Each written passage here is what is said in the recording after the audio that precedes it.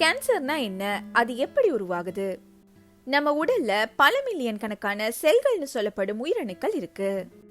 இந்த செல்கள் எல்லாம் சேர்ந்து டிஷ்யூக்கள்னு சொல்லப்படும் இழையங்களாவும் டிஷ்யூக்கள் எல்லாம் சேர்ந்து உடல் உறுப்புகளாவும் இருக்கு. இந்த செல்கள் எப்போ வளர்ச்சி அடையணும், எப்படி செயல்படணும், எப்போ கலப்பிரிவு நடைபெறணும், எப்போ அந்த செல்கள் இறக்கணும் போன்ற விடயங்களை செல்களுக்குள்ள இருக்கும் டிஎன்ஏ அதாவது ஜீன் தான் தீர்மானிக்குது. பொதுவா செல்கள் மைட்டோசிஸ் எனும் கலப்பிரிவின் போது ஒரு செல் 2 செல்களாவும் 2 செல்கள் 4 செல்களாவும் பிரியும்.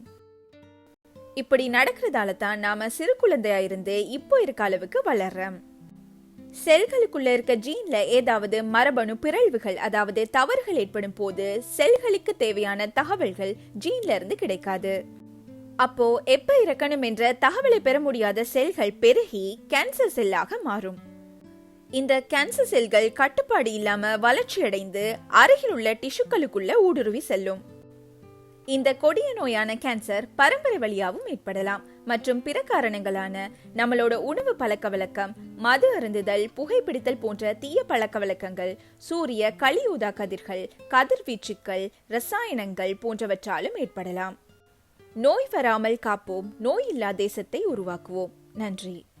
இது போன்ற சுவாரஸ்யமான தகவல்களை தெரிஞ்சுக்கணும்னா தமிழ் ஜிகே டைம் சேனலுக்கு சப்ஸ்கிரைப் பண்ணுங்க. நன்றி.